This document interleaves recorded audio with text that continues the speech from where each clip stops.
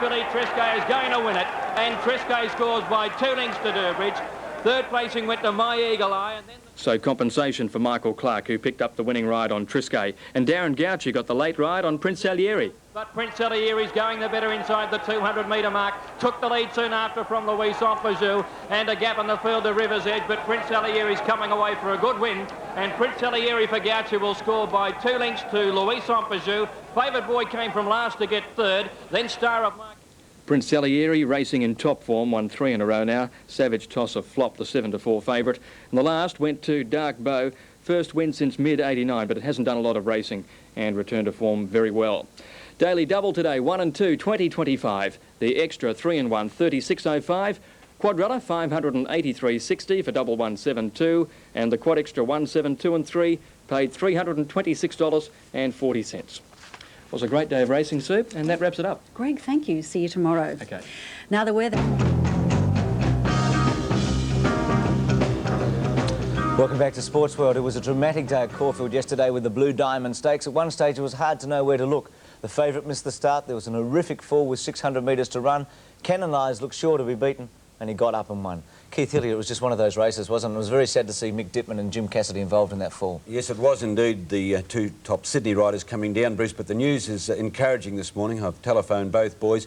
Mick Dittman's arm is not broken. It's severely bruised. Apparently a horse trod on it, and he was in so much pain that even the medicos thought there was a break for sure.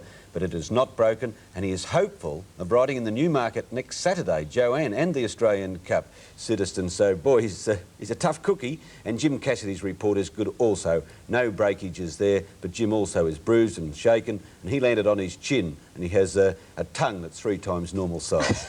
I reckon they would have been bruised and shaken too a couple of races later, because Triscay won, Dittman was going to ride. Yes. And then Cassidy's mount Prince Salieri. Yes. Yeah, the Carline Cup. So they missed out. I mean, in that case, Keith, they'd get paid the percentages, wouldn't they? Probably an arrangement there with the owners that the percentage might be split between the jockey who rode the winner and the jockey who should have ridden the winner.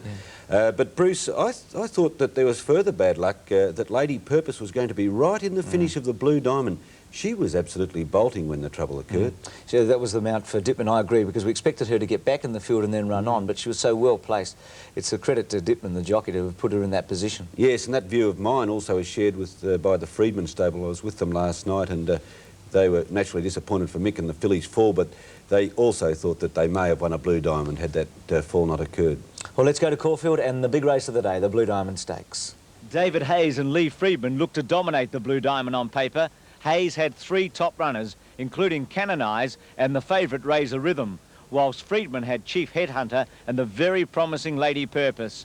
Lady Purpose, unfortunately, was involved in a horrific fall with about 600 metres to run. She was the first to come down, and then Diddy Do It came over the top of her. And there's a fall back in the field, a couple down there back in the field as they round the home turn. Noble Lancer on the outside, Cannon Eyes, the leaders from Iris is in behind them. Chief Header to Umatilla wide on the track, and Sentimental Ruler further back, followed by Razor Rhythm. They straighten up. Cannon Eyes on the inside is being tackled by Noble Lancer, Iris, and down the outside Umatilla joining in, and Chief Head under there, followed by Razor Rhythm. Did he do it? Was one of those that came down halfway down the running now. Cannon Eyes has got a run on the inside. Umatilla is coming after Cannon Eyes. Cannon Eyes in front of the Blue Diamond. Cannon Eyes hanging on. Cannon Eyes by a half length to Umatilla. Third home is Chief Headhunter.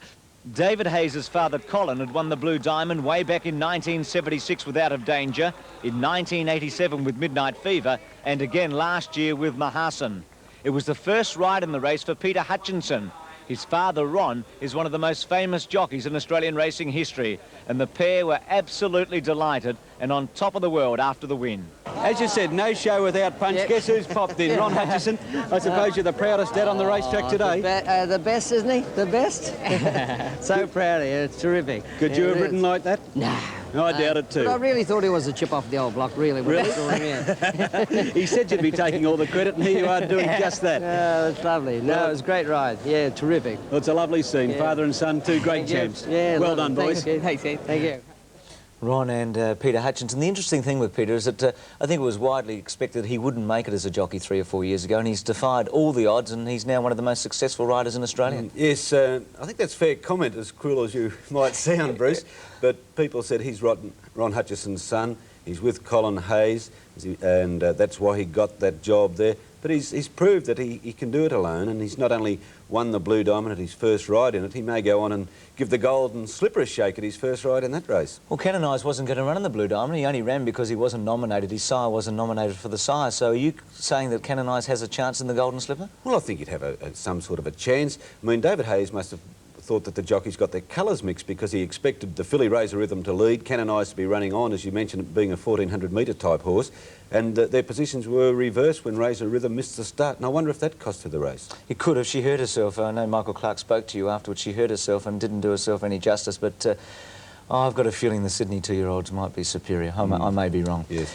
The Futurity Stakes yesterday, Rodelva, what a wonderful horse he is. They bet 8 to 1.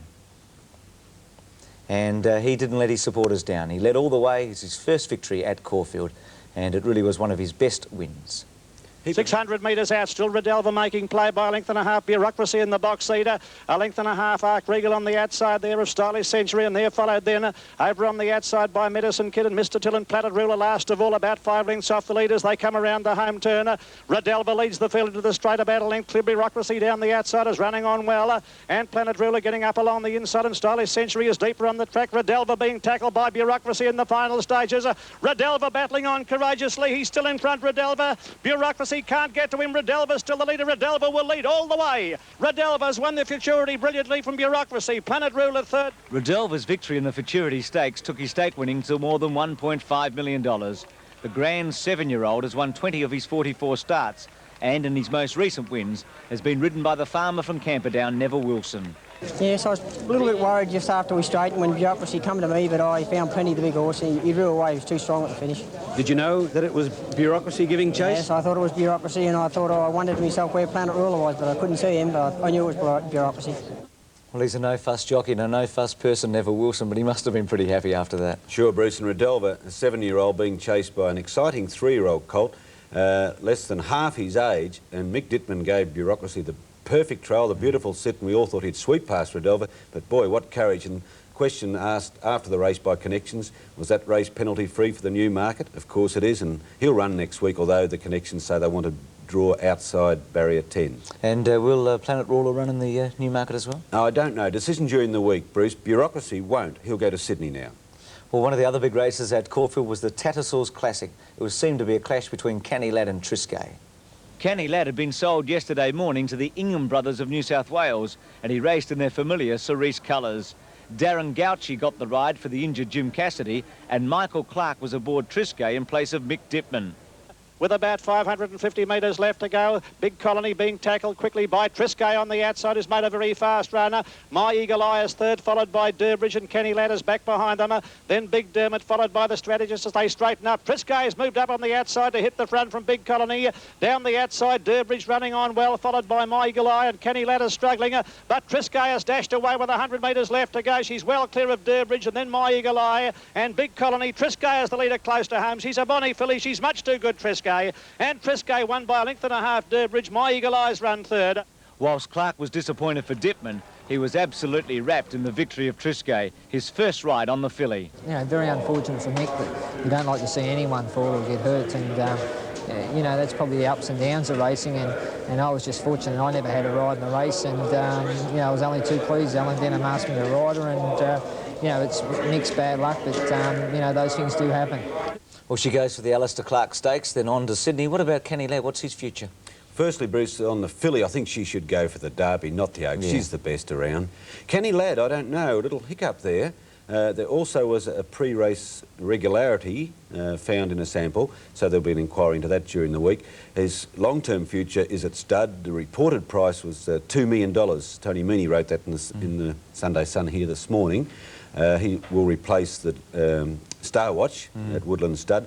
But I don't know where he'll race now. I thought that was very disappointing, and I don't know whether we should blame Caulfield, a track that he has failed on before. I think he's a non-stayer. I know he ran a place in the Cox Plate with no weight on his back. I think he's a sprinter miler. Yes, I agree with that, because his win over 1,400 metres was a crushing win, wasn't it? The margin was 3.5 lengths, and he just destroyed the opposition. But when he gets a little further, all his brilliance is missing. I reckon he should have been in the Futurity yesterday, or maybe even the Newmarket next week. But taking out a trainer's licence, Bruce, it's easy from here, isn't it? Rick Horlache is going to enjoy us telling him how to train a great horse. He hasn't done too badly. No, he's won $2 million. You've done a great Great job, Rick. Imagine what it would have done in our hands, that horse. It'd been in the paddock for about 12 years. The Carline Cup, the next track record for Prince Saleri. Heavily back Savage Toss. And Louison Bijou by 2 lengths in advance now. Prince Saleri running on in second place, followed by Star of Marquis, River's Edge. Savage Toss under plenty of pressure as they straighten up. Louison Bijou first into the straighter, about to be tackled by Prince Saleri, is coming after him down the outside. They're clear of Star of Marquis and Savage Toss behind them, River's Edge. Prince Saleri on the outside has hit the front past the 100. From Louison Bijou, River's Edge, Star of Marquis, and back behind them, Coachman's Chill. But it's Prince Saleri, and Prince Saleri is racing home to win it well. Prince Saleri's won it. About 2.5 lengths, Louison Bijou. Favoured boys come from last to get third.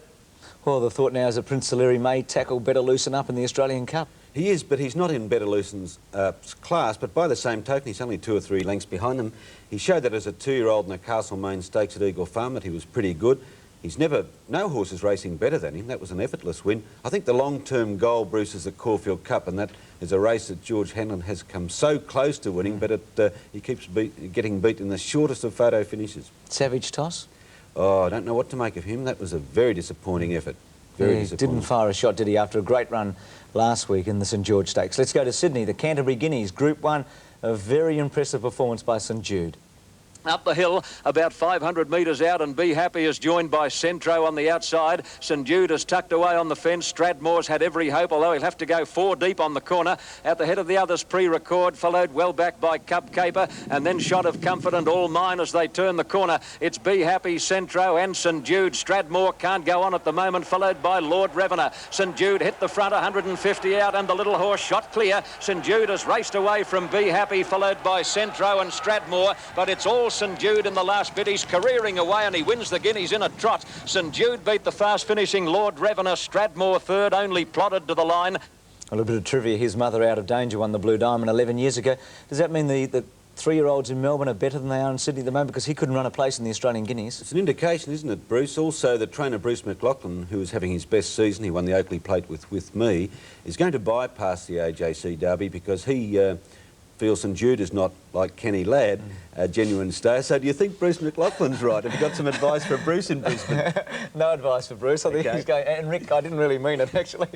Canterbury Stakes, what a race that was yesterday with Show County and All Archie. Stride for stride, wasn't it exciting? Yes, an exciting finish. The jockey on All Archie claimed that his saddle slipped a smidgen, and the trainer of Show County said there's more improvement and this will be the horse's best season. So a great race yesterday and more to come by the sounds of yesterday's reports. And I reckon more to come for Zabeel in third placing. Let's take a look at the Canterbury Stakes. Watch the 2 go hammer and tongs in front and watch Zabeel getting up on the fence. All Archie, who pulled very hard, is just shading Show County. They're about 4 in front of From the Planet, followed by And Irish, Happy Sailing, and then Road to Glory and Zabeel. Heads a turn for home. All Archie on the outside and Show County. They're about 3 in front of From the Planet, starting to run on, followed by Road to Glory. All Archie and Show County are having a 2-horse war. The whips are out, although Woods hands and heels on Show County. The little horse is fighting back. He's going to crack the million at last, Show County. Show County by a long head to All Archie. Zabeel has made up many lengths and might just get third in front of Road to Glory. Well, Show County in very good form. The Skyline Stakes yesterday, the 2-year-old Colts and Gelding's Big Dreams made it 4 out of 4. Do you think he's a slipper horse? Yes, he definitely is, Bruce. He's unbeaten so far, and I think he can keep improving. Well, he's into second favourite now, Keith, after this performance, and who knows, he may challenge Bold Promise for favouritism. They're tightly packed in the run to the turn, 400 out, and Benelate leads into the straight over. Big Dreams in second place, Pockets third, and then So Closure, Red Poco, and right off the track, Beppa's Boy as they corner. Into the straight, Big Dreams immediately raced up to Benelate, and they're clear of Pockets running on, followed by Beppa's Boy, but Big Dreams shot clear with 100 to go, and it's all over bar the shouting, and Big Dreams is going to maintain his unbeaten record, and in 3 races so far, 3 winners to W. Harris. Big Dreams by nearly 4 lengths on the line to Pockets. Top Groom has run third.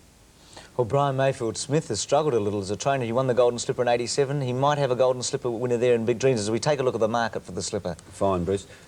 Bold Promise 2-1 favourite. Big Dream 6-1 second favourite. Cloudlet, and to use a racing cliche, Cloudlet is under a cloud with a colic problem. Razor Rhythm, Viennette, all on the third line there at 8-1. and Canonizers into 10-1. We saw a very nasty fall at Caulfield yesterday. There was also an incident in Adelaide where Owen Ridge, the jockey, was very fortunate to get away with just a bruise to his ankle. We'll go to this race at the end. He was riding a horse called Divine Destiny. It was the 4th race on the program. Just take a look at this. Now, down he comes, gets caught up in the horse's reins, hangs on. He was very fortunate to get away with just a bruised ankle there. Pretty tough for the commentator there too, Ron Paps, because I've called at Victoria Park and there's a steward's tower and you just can't see what happens after the line, so he had to really make it up, so to speak. Yes, I watched that race on television yesterday and it was a sickening sight, wasn't it? I'm so pleased to hear your report, which I was unaware of, that the boy's okay.